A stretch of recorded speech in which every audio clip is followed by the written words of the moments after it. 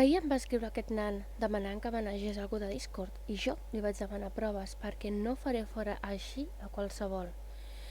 Li vaig demanar que m'enviés captures per veure com era de greu, però no li va venir gens de gust i es va quedar simplement en allò.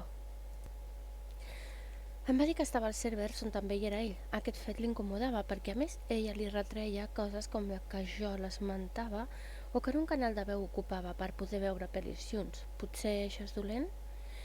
La cosa és que li enviava captures de tots aquests moments. No em vaig emprenyar com una mona, però sí que em va molestar allò.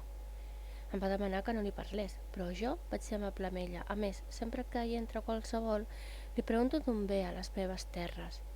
Així que ella em va explicar que a Twitch se'm va trobar i que admirava la meva desenvoltura perquè era un noi vergonyós, que tenia ansietat social i no parlava amb altres. Jo vaig voler ajudar-la amb un Discord on persones amb problemes poden ser atesos. I saps quina és la sorpresa en això?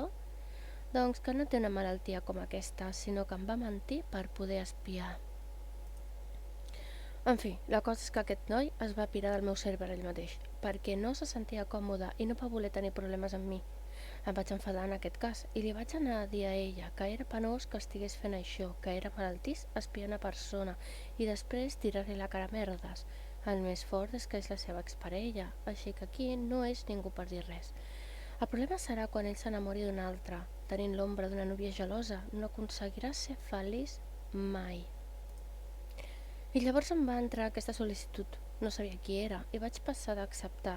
Vaig tenir la sospita que seria algú cremant la meva llum i no tinc ganes que em fotin.